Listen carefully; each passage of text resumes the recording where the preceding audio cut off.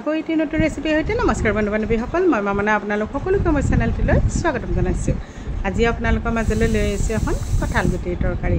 এই কঁঠাল গুটিৰ তৰকাৰীখন কেনেকৈ বনালোঁ কিহেৰে বনালোঁ আপোনালোকক দেখুৱাই গৈ থাকিম। সেয়া আপোনালোকৰ বহুমূলীয়া সময় উলিয়াই ভিডিঅ'টো সম্পূৰ্ণকৈ চাব বুলি আশা কৰিলোঁ। এয়া মই প্ৰথম কঁঠাল গুটি কেইটামান লৈছোঁ আৰু এইখিনি মই ওপৰৰ বাকলিটো ভালদৰে এৰুৱাই লৈছোঁ। আৰু আনফালে মই এইখিনি এৰুৱা হৈ গ'ল। এইখিনি মই এতিয়া কুকাৰত ৩-৪টামান চিটি মাৰি ল'ম, তেতিয়াহ'লে ধুনীয়াকৈ সিজি যাব। এতিয়া মই এইখিনি চিটি মাৰিবৰ কাৰণে বহাই দিলোঁ। আনফালে মই কেৰাহীখনত তেল গৰম হ'ব দিছিলোঁ, তাতে মাছখিনি ভাজি লৈছোঁ। এই কঁঠাল গুটিৰ তৰকাৰীখন আপোনালোকে খায়নে? যদি খায় কেনেকৈ বনায় আৰু কি কি বস্তু ব্যৱহাৰ কৰে কমেণ্ট কৰি জনাবচোন বাৰু। এইখিনি গোটেইখিনি মই মাছ ভাজি লৈছোঁ আৰু আনফালে মোৰ কঁঠাল গুটিখিনিও সিজি গৈছে ধুনীয়াকৈ। এইখিনি মই উলিয়াই লৈছোঁ। কঁঠাল গুটি বহুত ধৰণে খাব পাৰি, মাছৰ লগত খাব পাৰি, কঁঠাল গুটি পিটিকা খাব পাৰি, দাইলৰ লগত দিও খাব পাৰি। আৰু এইখিনি অলপ ঠাণ্ডা হওঁতে মই ওপৰৰ বাকলিখিনি যিমান দূৰ সম্ভৱ মই বাকলিখিনি গুচাই ল'ম।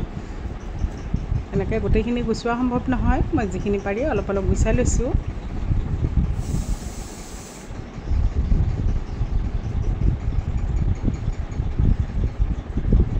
আৰু এইখিনি মই ভালদৰে পিটিকি লৈছোঁ।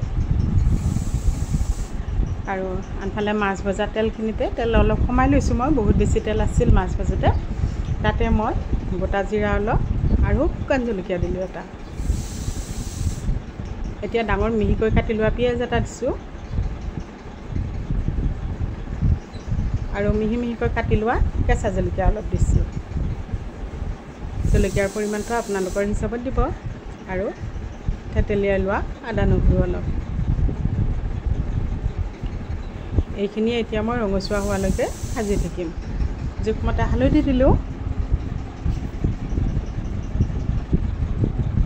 এতিয়া ইয়াত মই পিটিকি লোৱা কঁঠাল গুটিখিনি দি দিছোঁ। এইখিনি মই 5 মিনিটমান সময় এনেকৈ কম জুইত ভাজি থাকিম। দেখিছেনে? এইখিনি মই ভাজি লৈছোঁ, মোৰ ভজা হৈ গৈছে। এতিয়া মই ইয়াতে গৰম পানী দি দিম। যিমান জোখত তৰকাৰীখন ৰখা হয় সেই হিচাপে মই পানীখিনি দি দিছোঁ। আৰু জোখমতে নিমখ দিলোঁ আৰু জিৰা গুড়ি অলপ দিছোঁ, অলপ ধনিয়া গুড়ি দিছোঁ। আৰু ধুনীয়াকৈ উতলি থাকোঁতে মই মাছখিনি দি দিছোঁ ইয়াতে।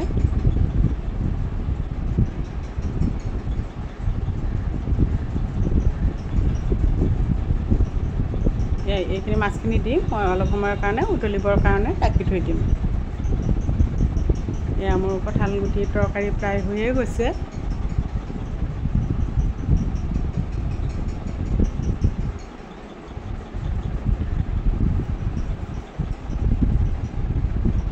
এয়া মোৰ হৈয়ে গৈছে প্ৰায় কঁঠাল গুটিৰ তৰকাৰী।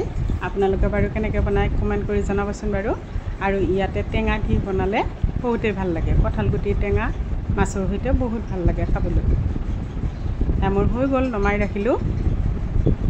ভিডিঅ'টো চাই কেনেকুৱা পালে কমেণ্ট কৰি জনাবচোন। যদি ভাল লাগিছে লাইক কৰিব, ভিডিঅ'টি শ্বেয়াৰ কৰি দিব। আপোনালোকৰ বহুমূলীয়া সময় উলিয়াই ভিডিঅ'টো চোৱাৰ বাবে অশেষ